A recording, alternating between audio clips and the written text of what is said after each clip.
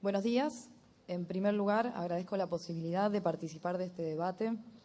Trabajo como médica en un centro de salud de zona sur de la ciudad de Rosario e integro la red de profesionales por el derecho a decidir, parte de la campaña nacional por el derecho al aborto legal, seguro y gratuito. En el año 2011, cuando inicié mi formación en medicina general, en el Congreso de la especialidad, la doctora Débora Ferrandini, en ese entonces directora de mi carrera de posgrado y subsecretaria de Salud de la provincia de Santa Fe, nos interpeló a los trabajadores de salud con una pregunta que fue fundamental para mi devenir profesional posterior y que acaban de escuchar de otra compañera.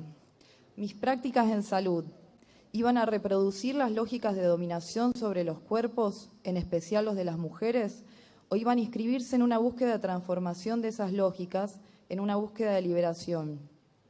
Esta pregunta fue clave para deconstruir el saber hegemónico enseñado en la Facultad de Medicina, que nos insta a normatizar crecimientos, controlar embarazos y decidir por otros según el fundamento del saber médico.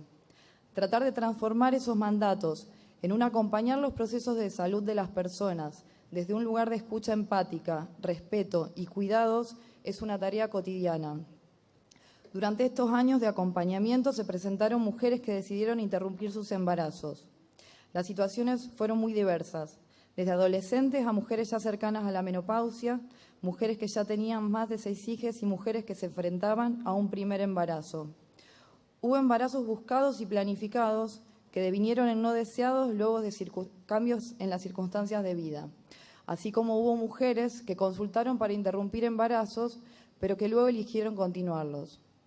1 de cada 4 mujeres que consultaron al centro de salud donde trabajo se encontraba cursando una gestación de más de 14 semanas, y es en ellas donde voy a hacer hincapié. Maricel tenía 12 años cuando quedó embarazada. Vive en uno de los asentamientos irregulares que rodean el barrio donde está el centro de salud. A la precariedad de sus condiciones materiales de existencia se suman las situaciones de maltrato que se repiten con sus padres. Por las irregularidades menstruales que solía presentar, no consultó rápidamente al centro de salud. Cuando realizamos la ecografía, cursaba una gestación de 16 semanas. Viviana tiene 23 años y 2 hijos. La más pequeña tenía 6 meses cuando Viviana consultó angustiada en el momento en el que las náuseas la alertaron sobre la posibilidad de que su amenorrea no se debiera a la lactancia. A la situación de salud de su hija más pequeña, por la que frecuentemente requería estar internada, se sumaba la violencia de género que ejercía su expareja, quien atendía los embarazos de Viviana como una forma de control. Cuando realizamos la ecografía, cursaba una gestación de 15 semanas. Aunque los nombres Maricel y Viviana son ficticios, las situaciones lamentablemente no lo fueron.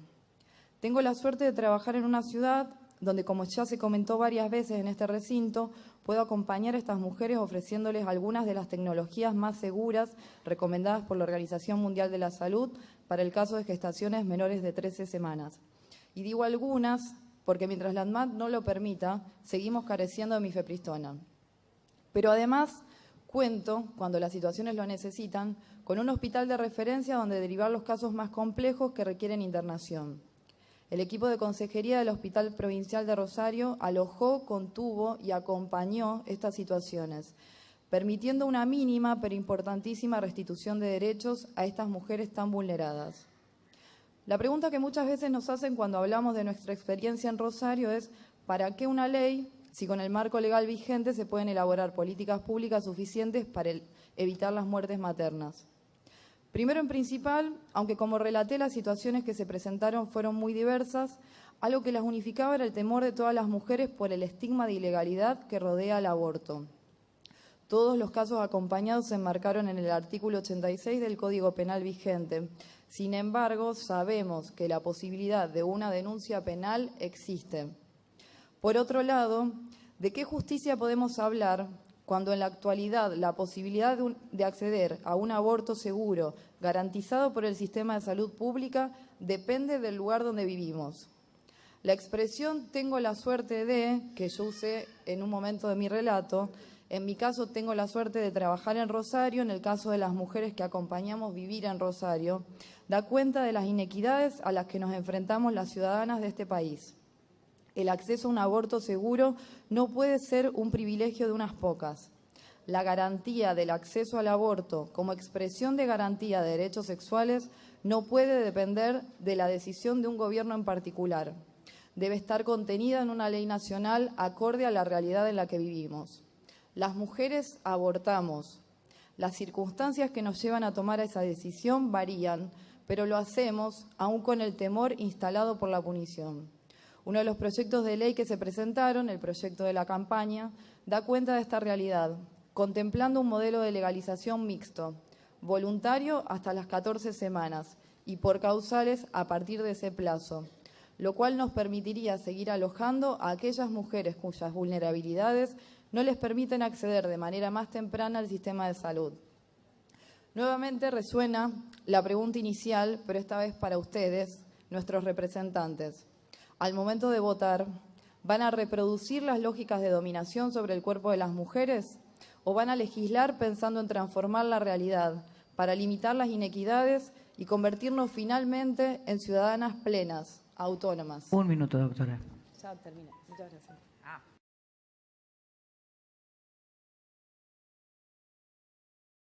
La doctora Mariana Mascardi, que se encuentra. Con respecto a las tasas de la diputada Karina Molina, perdón. Con respecto a las tasas de mortalidad materna por causa de abortos de Argentina comparada con los países del primer mundo, ¿usted cree que la diferencia se da por la legislación del aborto o por la calidad de atención en la salud? Yo creo que las dos cosas son importantes. Legalizar el aborto permitiría mejorar la calidad de atención de las mujeres. No sirve solamente elaborar una ley si eso no se acompaña de políticas públicas acordes que mejoren la calidad de atención. Por ende, me parece que es necesaria las dos cosas, no van separadas. Gracias. Una pregunta para el diputado. ¿El doctor Cuadro Moreno se encuentra? Sí. De la diputada Karina Banfi. La clandestinidad aumenta el estrés de las mujeres que abortan. La legalización lógicamente la disminuye porque le quita un factor de estrés que es la persecución penal de la mujer y del médico. También le quita el estrés de tener que poner en riesgo su vida. En la investigación que presentó, ¿tuvo en cuenta el factor de la clandestinidad? ¿Cuál es el universo estadístico al que se está refiriendo? Incluyó mujeres que se realizaron abortos clandestinos y también abortos no punibles. ¿Cuál es la muestra a la que se refirió? ¿Hay un grupo de control? Bueno, lo que yo me referí es la atención personal de mujeres que, por consecuencia del aborto, que es una situación de estrés y trauma que ya está perfectamente tipificado, inclusive se mide el cortisol en embarazadas y se distingue la que está con un estrés postraumático de la que tiene simplemente una situación de trauma.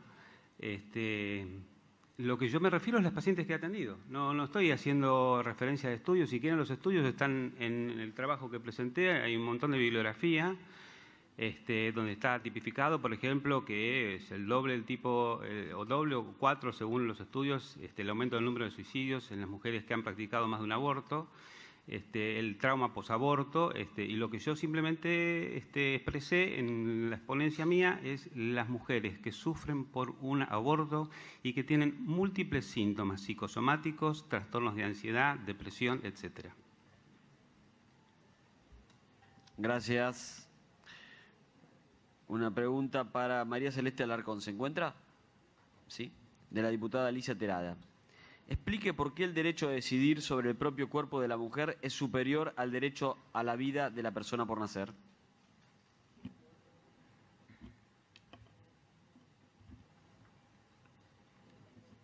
Hola, nos posicionamos desde el cuerpo de la mujer, desde la mujer que ya existe. Ese es nuestro posicionamiento y por eso es más importante y son con las mujeres que trabajamos todos los días en nuestros lugares de trabajo. No sé quién me preguntó, quién es la persona. Para mirarla. Son las personas con las que hablamos, las mujeres con las que hablamos, las que conocemos, donde viven, donde no viven, donde viajan, porque trabajamos con ellas, principalmente, porque es su cuerpo. Por eso es más importante. Gracias. Una pregunta para el doctor o doctora Martí. Manuel. Doctor Martí.